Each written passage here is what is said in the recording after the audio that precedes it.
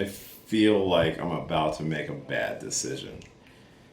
Like a really bad decision. Like a bad decision for almost 10 o'clock at night. But what else did you come here for? Ladies and gentlemen.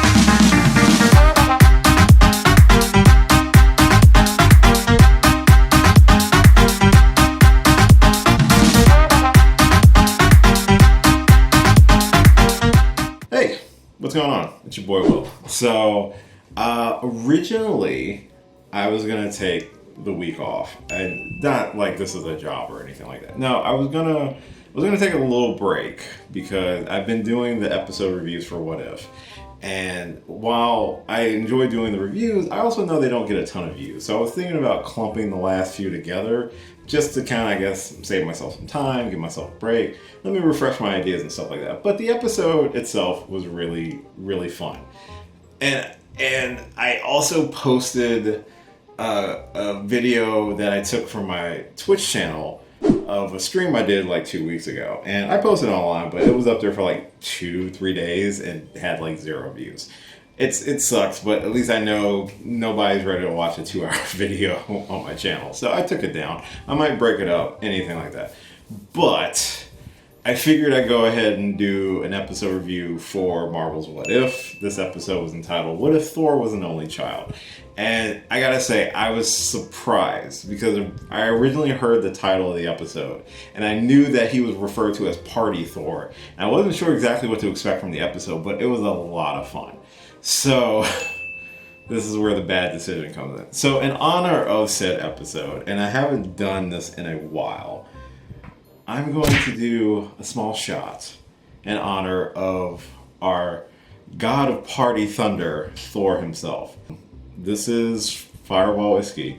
Little peek behind the curtain. I've done 2 videos on this channel where I've made drinks. I will get to the review in just a second. I felt this was important at 10 o'clock at night. But I've done 2 drinking videos on this channel, besides some of the other drinking I've done in other videos. And I have these little things of alcohol because alcohol is expensive. And when you're trying to make drinks for a video, you don't know how well it's gonna do. So I buy the small ones just to save money. And that's what I did. And I still had this. So, to you, Thor, and your realm of libations and parties, here's to you. I'm going to regret this in the morning. I have to work tomorrow. What am I doing? You are an adult. Cheers.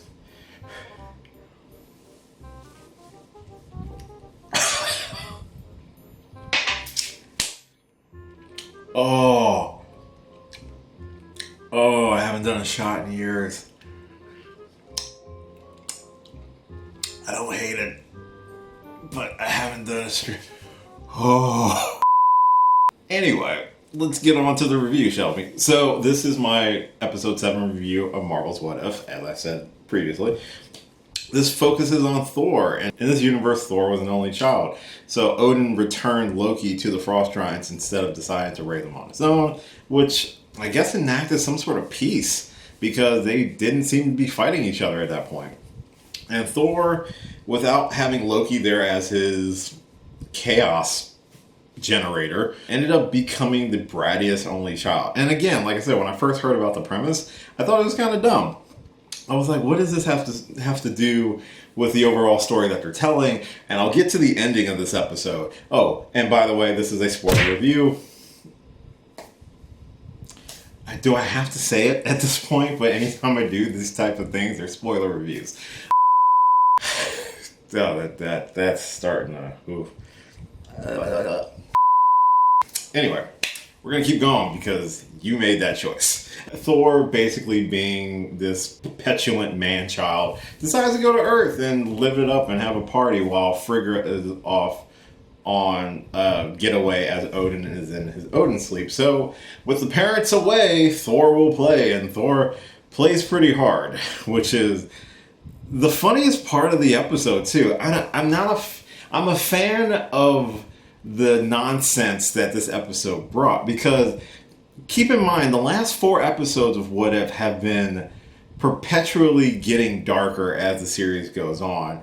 You know, slowly pushing Uatu to that point of like, hey, I might need to step in. So this was like a weird slice of life episode that felt very reminiscent to something like a Ferris Bueller's Day Off, basically. He goes to Vegas with the Warriors 3 and invites literally everyone in the galaxy to come hang out. We see cameos from all sorts of people, from Scourge.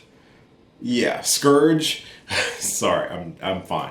We see cameos from Scourge. We get cameos from the Grand Master with Jeff Goldblum coming back for that voiceover. We even get like Drax and Mantis and Yondu in the background. This all still leads to Jane Foster and Darcy Lewis showing up to make first contact with Thor, and just gets wrapped into the whole shenanigans of this entire episode. I mean, this man goes nuts. It is dumb, but it's a lot of fun.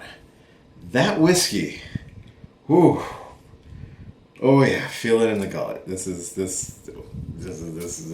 where we're at. This is the thing. You know, it's very, like I said, reminiscent like Ferris Bueller's Day Off, The Hangover, and then everything gets slightly more serious when S.H.I.E.L.D. gets involved, and they end up calling in Captain Marvel to try to quell down his party because he's already destroyed a planet with throwing a rocket's party, and they're going at it. And this is probably one of the funnest parts of the episode, is seeing Thor and Captain Marvel go toe to toe with each other. It's one of those dream matchups that we know we haven't gotten in live action yet, and it's a lot of fun seeing, you know, Brie Larson and Chris Hemsworth just kind of banter back and forth with each other. You know, they're knocking each other all over the planet.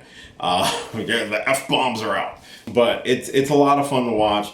And again, it was a weird break, and these string of episodes that have been very dark, which not as a bad thing. I'm not saying that, you know, the episodes being dark is a bad thing, but it was the most nonsensical of any of the episodes up until this point. So that's why the ending of this episode threw me, like, confused me for a second, but also answered a lot of long-standing questions that we had about the What If episodes, if they're really connected, and what was going to be this great threat that was going to call Uatu to step in and bring together all of these different characters or these different heroes or villains from other universes to go up against said threat that threatens the entire multiverse.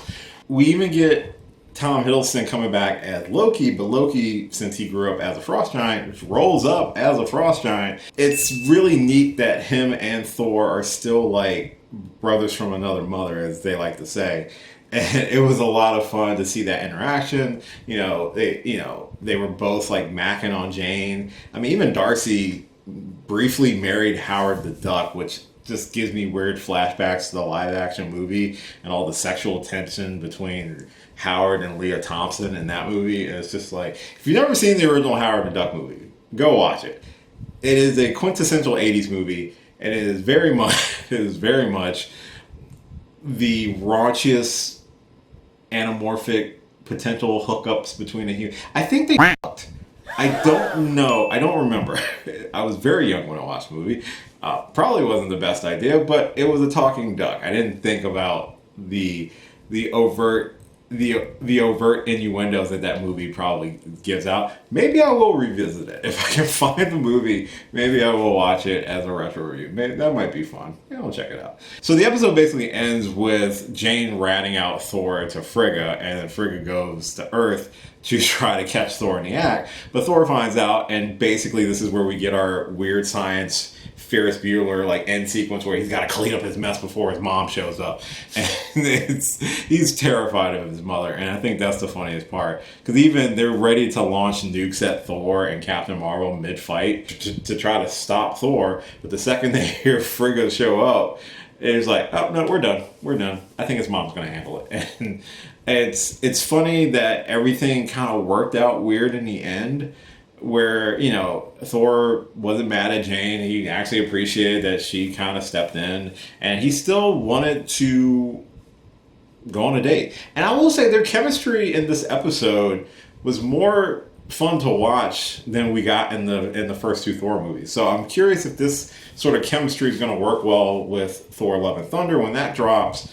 and we get Jane Foster coming back as the Mighty Thor, and Chris Hemsworth returning as Thor. So I guess there's going to be 2 Thors in it. Let's talk about the ending of this episode, because this ending blows the entire doors off of this entire series and gets us to our crescendo, where as Thor and Jane are starting to kind of plan their date, a portal opens up and cutting off Uatu mid-sentence, where he was like, hey, maybe some universes have a happily ever after, and then the portal opens up and we get a bunch of Ultron bots walking through with Ultron version of Vision wielding all 6 Infinity Stones. And Uatu's like, oh, damn. So that's our big multiversal threat. That seems like a big enough threat that would elicit a response of uniting Captain Carter, T'Challa, maybe King Killmonger, whacked out Doctor Strange, and who else? Who else is left? That's most of them. For some reason, Gamora and Thanos armor we still haven't seen, but apparently there are 2 more episodes. So these last 2 episodes are definitely going to be like part 1 and part 2 officially of these sort of what if episodes, and are definitely going to be the ones that kind of culminate the entire season 1. I'm assuming episode 8 is really going to focus on Uatu assembling the team, and episode 9 is going to be your big Avengers Endgame style 3rd act where everybody's going at it, clashing, trying to stop this ultra powered version of Ultron. Try to say that 3 times fast. I thought the episode was a lot of fun. It caught me off guard because I was expecting something completely different. And I'm kind of glad that I took the time to come back and just do the review or give my thoughts on it. Just come back and give my thoughts on it. During the shot was a last minute thing. I just was like, fuck it.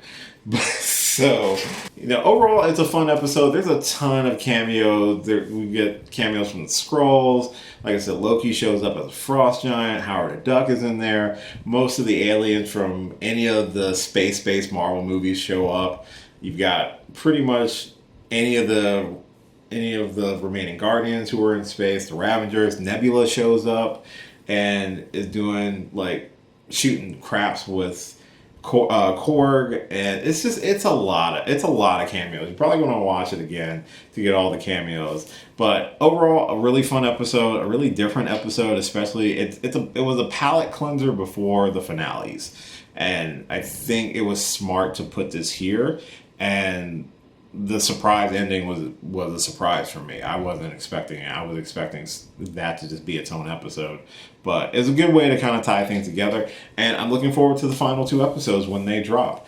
So that's my spoiler review for episode 7 of Marvel's What If. So hopefully you've had a chance to see it. Comment down below, let me know your thoughts on it. As always, thank you so much for watching this and all my videos. I really do appreciate it. I originally thought that this episode and episode 8 were the last 2 episodes, so I was going to do them together. I'm kind of glad that I didn't now, since there's going to be episode 9. So I figured I might do those 2 together. I haven't decided yet. Like I said, I was going to take a week off just to kind of just take care of some other stuff. But I've got the itch to do this. So, and the other video I posted got 0 views. So I figured this one might at least elicit a few views. So if you are watching this, I really do appreciate it. And if you're new to the channel, please subscribe. If you like what you see, I'm not going to force you to subscribe, but if you do like the sort of nonsensical crap that I do, it would make my day if you subscribe to the channel. You can follow me on all the social media links listed at the end of this video. I do have a ton of videos on this channel. I have full spoiler reviews for the majority of the Marvel, Star Wars, Disney Plus series on here. Like, share, subscribe, all that fun stuff. And as always, until next time, I will catch you later. Drink responsibly. Drink responsibly. That is the important fact.